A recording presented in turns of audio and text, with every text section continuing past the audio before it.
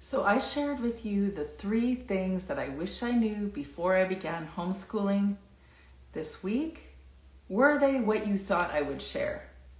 Naturally, there's all sorts of things that I've learned, and I am sure that you have as well.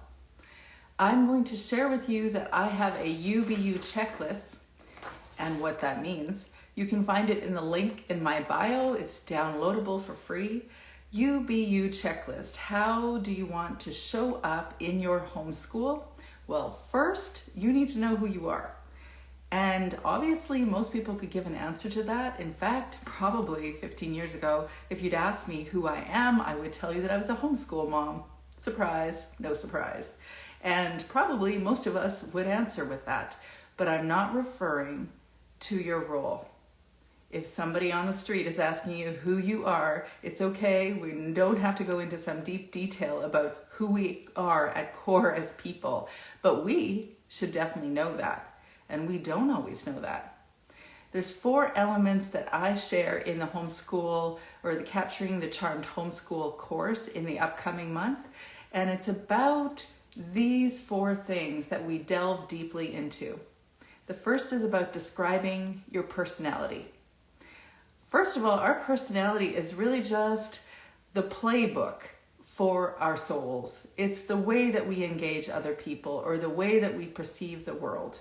It's the way we understand things. It isn't necessarily who we really are, but it certainly does help us understand how we relate to others, how we relate to ourselves, and how we just think about life, how we have interpersonal challenges, or all the things that can make it more challenging to be inside here.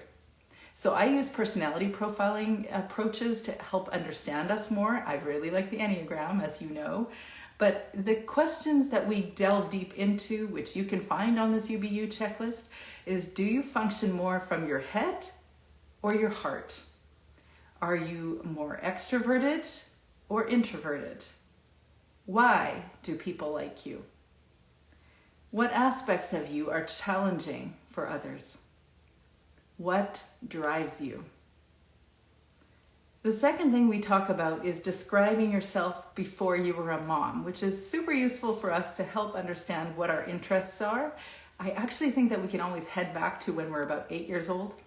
And at about 8, we were doing something without somebody prescribing something for us. And what was your natural penchant? What did you love to do? Would you be surprised to learn that I actually loved writing then too? Nope. So what did you like to do on a quiet afternoon before you had kids?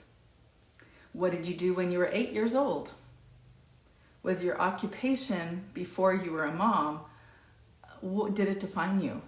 Was it something you were just doing for the sake of creating an income or because somebody else thought that suited you? Or what was your occupation before you were a mom? If you had time to make something, what would it be? Are you like me? You have a Pinterest board. In fact, I have a lot of Pinterest boards. Some of them that I add to with all the things that I'm writing, but also ones that I think that would be so cool. If one day when I have time, I will do ... I got a lot of Pinterest boards like that. And I got to tell you, not a lot of them are in function. If you had time, what would you do? What would you create? Or what would you make? What would you use from your Pinterest board? What would you do if you had extra time? And I don't mean clean something because that's a given. But what would you do that would be outside of cleaning if you had extra time? What is your emotional landscape? That's the third element of UBU checklist. And I think this is a huge one, and it's a lifelong journey to understand ourselves in this way, but learning about our natural emotional states. What triggers us? What makes us feel happy or content? What makes us feel frustrated or angry? What makes us feel confused or uncertain, overwhelmed? All the feelings, all the human feelings, because we all are humans experiencing life and all experiencing human emotion. It's just par for the course being human. But do you understand why you feel what you feel? Do you understand what your emotional triggers are? As you can see, this element for sure helps you understand how you relate in your homeschool world. And what do you value? The fourth aspect. We can talk about the things that we value. We can learn more about who we are and what we really value, not just the things that we think we should value or the things that other people say are important to value, but what do you actually value? Who are the people you value and why? Why do you value them? What are the character traits that you choose in those that are closest to you? What are the activities in your day that you choose that are important and valuable to you? These all help to point towards what your vision is in life, your personal vision, not just your homeschool vision. So all of these different elements of the UBU checklist get you thinking more about who you are and how you can actually show up in your homeschool.